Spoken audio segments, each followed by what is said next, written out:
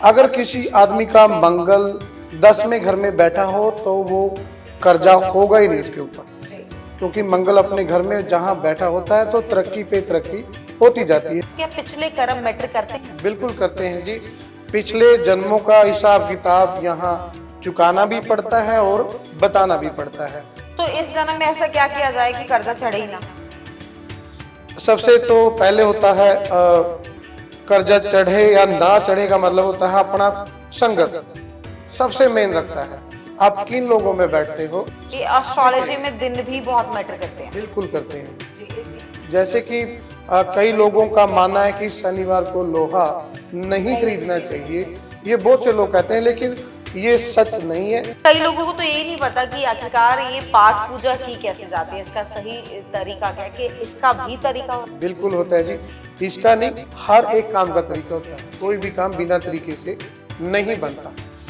सत श्री अकाल जी, मैं प्रियंका, तुम देख रहे हो लुधियाना लाइव। जेकर वीडियो ਨੂੰ स्क्रॉल करने वाले हो तो बिल्कुल ना करना, क्योंकि वीडियो ਤੁਹਾਡੇ ਲਈ ਬਹੁਤ ਜ਼ਿਆਦਾ ਲਾਭਦਾਇਕ ਸਾਬਿਤ ਹੋ ਸਕਦੀ ਹੈ। ਜੀ ਹਾਂ, ਅੱਜ ਸਟੂਡੀਓ ਵਿੱਚ ਸਾਡੇ ਨਾਲ ਮੌਜੂਦ ਨੇ ਪੰਡਿਤ ਤਰਸੇਮ ਸ਼ਾਸਤਰੀ ਜੀ, ਜੋ ਕਿ ਤੁਹਾਨੂੰ ਕੁਝ ਟ੍ਰਿਪਸ ਐਂਡ ਟ੍ਰਿਕਸ ਦੱਸਣਗੇ, ਜਿਸ ਤੋਂ ਬਾਅਦ ਤੁਸੀਂ ਆਪਣੇ ਉੱਪਰ ਚੜੇ ਕਰਜ਼ੇ ਤੋਂ ਰਾਹਤ ਪਾ ਸਕਦੇ ਹੋ। कर्जा किसी भी तरह का हो सकता है, चाहे तुसी एजुकेशन ਨੂੰ ਲੈ ਕੇ ਲਿਆ ਹੋਵੇ, ਚਾहे बिजनेस ਨੂੰ ਲੈ ਕੇ ਲਿਆ ਹੋਵੇ, ਤੇ ਚਾਹੇ ਤੁਸੀਂ ਉਹ ਕਰਜ਼ਾ ਮौज ਮਸਤੀ ਦੇ ਲਈ ਲਿਆ ਹੋਵੇ, ਪੈਸਾ ਦਵਾਈਆਂ ਤੇ ਲੱਗ ਰਿਹਾ ਹੋਵੇ। ਪਰ ਇਹਨਾਂ ਸਾਰੀਆਂ ਚੀਜ਼ਾਂ ਤੋਂ ਰਾਹਤ ਕਿੱਦਾਂ ਪਾਣੀ ਹੈ? ਕੁੰਡਲੀ ਵਿੱਚ ਕਿਹੜਾ ਗ੍ਰਹਿ ਜਿਹੜਾ ਤੁਹਾਨੂੰ ਖਰਾਬ ਕਰ ਰਿਹਾ ਹੈ? ਸੋ ਮੇਰੇ ਨਾਲ ਲਾਈਵ ਮੌਜੂਦ ਨੇ ਪੰਡਿਤ ਤਰਸੇਮ शास्त्री जी, ਗੱਲਬਾਤ ਕਰਦੇ हैं।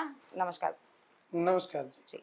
पंडित जी, सबसे पहले तो कर्जे के बारे में जैसे हमने आज चर्चा करनी है, तो सवाल यही है कि अगर कर्जा किसी के ऊपर चढ़ा तो कौन सा ग्रह चाल है जो कि खराब कर रहा है? कर्जे कई तरह के होते हैं प्रियंका जी। कर्जा होता है सब, अगर कुंडली के मुताबिक आप चलते हो, कुंडली देख के चलते हो, तो मंगल ग्रह होता है कर्जे को उतारने वाला और कर्जे को चढ़ाने वाला। अगर किसी आदमी का मंगल 10वें घर में बैठा हो तो वो कर्जा होगा ही नहीं उसके ऊपर, क्योंकि मंगल अपने घर में जहाँ बैठा होता है तो तरक्की पे तरक्की होती जाती है। और अगर कर्जा चढ़ रहा है तो उसका मंगल समझो चौथे घर में है, और अगर चौथे और 10वें घर में मंगल नहीं है, कहीं पे भी नहीं है, तो उस आदमी ने पहले अपने ग्रह चेक करवाने चाहिए कि मेरे ग्रह ठीक हैं, मैं कर्जा ले सकता हूं कि नहीं। नहीं पंडित जी, यहाँ पे अगर किसी की कुंडली का स्वामी मंगल होगा तो क्या उस पे भी कर्जा चढ़ सकता है?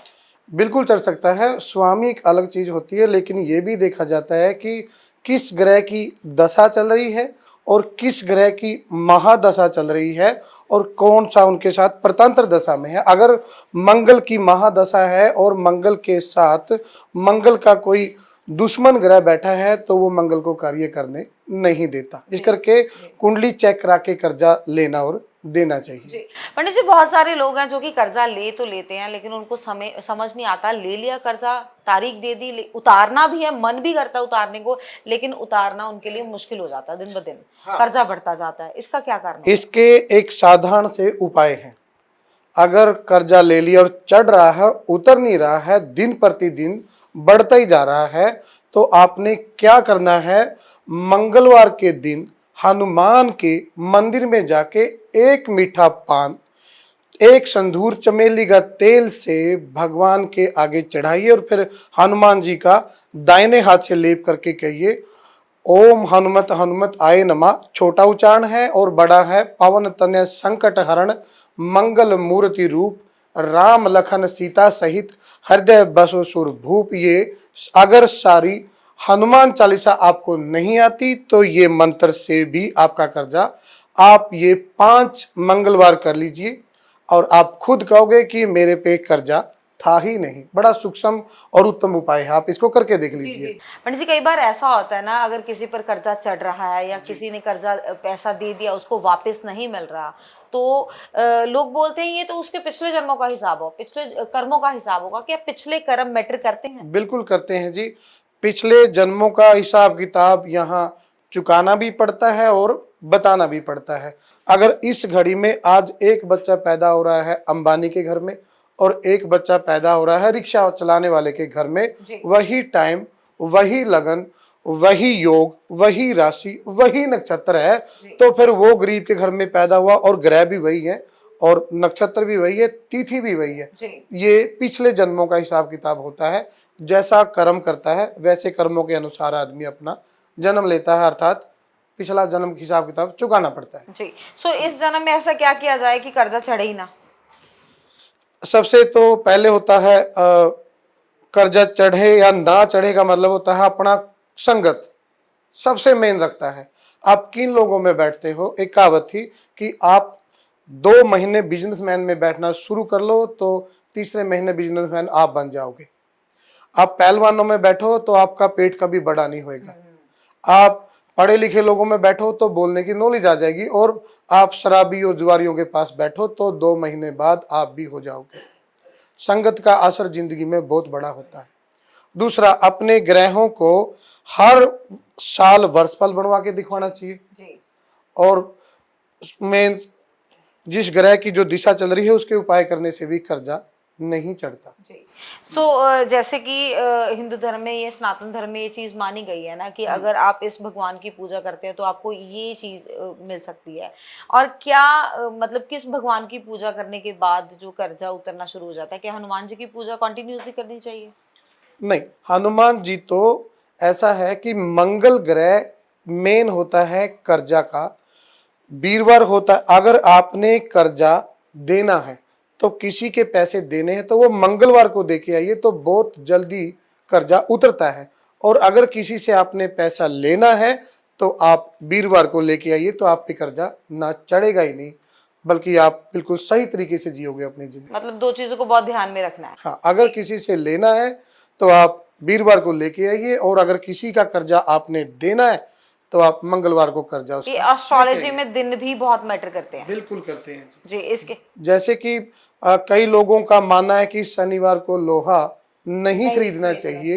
ये बहुत से लोग कहते हैं, लेकिन ये सच नहीं है। जिस आदमी का शनि नीच स्थान में बैठा हो, अर्थात 1 में बैठा हो, उस आदमी को शनिवार को लोहा नहीं खरीदना चाहिए। बाकी जिसका ऊंच का है वो तो जब मर्जी खरीदो, ऐसा कुछ नहीं तो है। ऐसा कुछ नहीं है कि शनिवार को जो लोग वहम करते हैं कि हमें लोहा घर में नहीं लाना या लोहा नहीं खरीदना चाहिए, हाँ। उनके ऊपर भी कंडीशन लागू होती है। हाँ, कि पहले ये देखा जाता है कि शनि मेरे किस स्थान में बैठा है। अगर शनि 7 में बैठा है तो उसके लिए शनिवार ही सबसे उत्तम होता है। अच्छा बनी जी, अब मैं ये पूछना चाहूंगी, अगर किसी ने घर बनाना है, घर बनाने के लिए अगर किसी ने कर्जा लेना है, तो क्या व्यक्ति को घर बनाने के लिए अपना राशिफल दिखाना चाहिए या कर्जा लेने के लिए दिखाना चाहिए? ये आप दोनों एक ही बात कह रहे हो। पहले आप कर्जा कितना ले रहे हो अपनी इनकम के अनुसार देखो, जी फिर ये देखिए कि मैं कितना उतार सकता हूँ, कितना। कई लोग कर्जे, ये तो प्रैक्टिकली बातें हुई ना, मतलब कुंडली क्या बयान करती है? कुंडली भी वही कहती है कि जो ग्रह चल रहा है उसी के अकॉर्डिंग करा जाता है। मान लो आपके ऊपर गुरु के साथ में सूर्य चल रहा है और आपने घर बनाना है, तो आपने ये देखना है कि मंगल दोस्त के घर में बैठा है कि शत्रु के घर में बैठा है, ऊंच का बैठा है कि नीच का बैठा है, क्योंकि कर्जे में मेन रोल मंगल का होता है। जब मंगल सही होगा तो आपका कर्जा चढ़ेगा ही नहीं अपने आप। आपने कई लोगों से सुना होगा कि भगवान की कृपा से मेरा काम फटाफट फटाफट बनता ही गया, कोई रुकावट नहीं हुई। कई आदमी कहते हैं कि मेरा घर ऊपर वाले की दया से गिने मिने दिनों में बन गया। और कई कहते हैं कि मैंने मिस्त्री लाए थे, मैं घर बना रहा था, लेकिन 3 साल हो गए घर नहीं बन रहा है। कभी मिस्त्री बीमार हो जाता है, कभी सामान नहीं आता, कभी कोई पैसा मुक गया, कभी कुछ करते, ऐसे बंदा कंफ्यूज भी रहता है। तो ये देखा जाता है कि अगर मंगल ऊंच का बैठा है तो जितने दिन का टारगेट होता है उसका उतने दिनों में मकान बनेगा ही बनेगा। और अगर फिर भी नहीं बन रहा, रुकावट आ रही है, तो आपने मंगलवार के दिन गुड़ और चना लेके हनुमान के मंदिर में जाके 7 बार हनुमान चालीसा पढ़ के चढ़ाइए।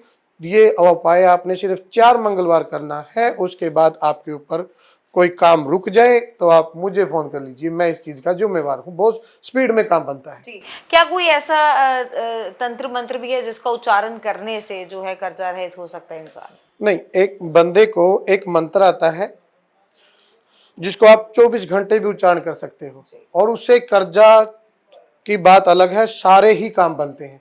चाहे कर्जा हो, चाहे शिक्षा हो, चाहे बीमारी हो, चाहे परिवार में कोई लड़ाई झगड़ा हो, चाहे कोई लेन देन हो, कोई भी चीज हो, वो एक मंत्र है, बड़ा आसान है, ओम नमो भगवते वासुदेव आय नमः।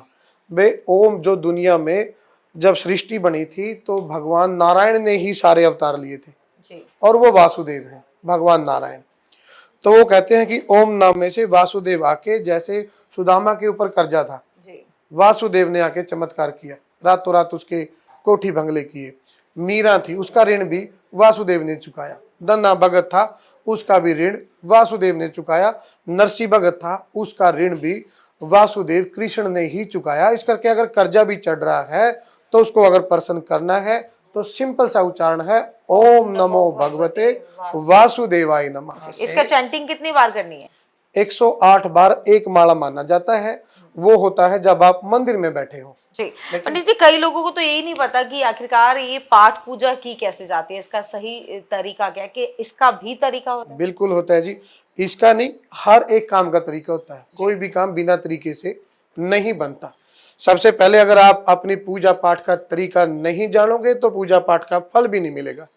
आप जिस भी भगवान को मानते हो, जो भी आपका इष्ट है, जिसकी भी आप पूजा पाठ करते हो, सबसे पहले आप मंदिर में जाइए। भगवान के आगे बैठ के पहले आप अपनी संकल्प आईडी दीजिए, अपनी पहचान दीजिए कि हे भगवान कृष्ण, मेरा नाम पंडित तरसेम शास्त्री है, मेरा गोत्र गालव ऋषि है, आज दिन मंगलवार है, तिथि पंचम है, मैं आपको प्रणाम करके आपका पाठ कर रहा हूँ। हे प्रभु, मेरा ये पाठ स्वीकार करो। और फिर आप भगवान को अपना सारा पाठ करके दीजिए। जो मांगोगे चुटकियों के हिसाब से मिलता है। हमें प्रॉब्लम कहाँ होती है, हम जाए माला उठा के चुपचाप बोल के आ जाते हैं, ना हम कौन थे, क्या करते। किसी ने एक सवाल किया था कि ये भगवान सब जानते हैं, लेकिन बिना संकल्प के भगवान नहीं देते। नहीं देते जी। अगर महामाई का सिमरन करना होता है तो भगवती माता की जय बोलते हैं। अगर भगवान कृष्ण को बुलाना है तो वासुदेव की जय बोलते हैं। जी। उनका नाम से बताते हैं ना कि ये वो भगवान है। तो हमें भी मंदिर में जाके अपनी पहचान बतानी होती है कि मैं ये हूँ। कभी ब्राह्मण जब पूजा कराता है तो जब बारी संकल्प की आती है तो वो भी कहता है कि तत्सद विष्णु ब्राह्मणे अद्याम अमुक यजमान शुभ नाम। भगवान को उसका नाम, उसका गोत्र की पहचान देता है, तब उसको कुछ फल मिलता है, नहीं तो नहीं मिलता। जी। जी। सो ऐसे और टिप्स और ट्रिक्स या और बातें जानने के लिए हम अगले एपिसोड में फिर से आपसे मुलाकात करेंगे। आज्ञा लेते हैं पंडित तरसेम शास्त्री जी से। नमस्कार। नमस्कार।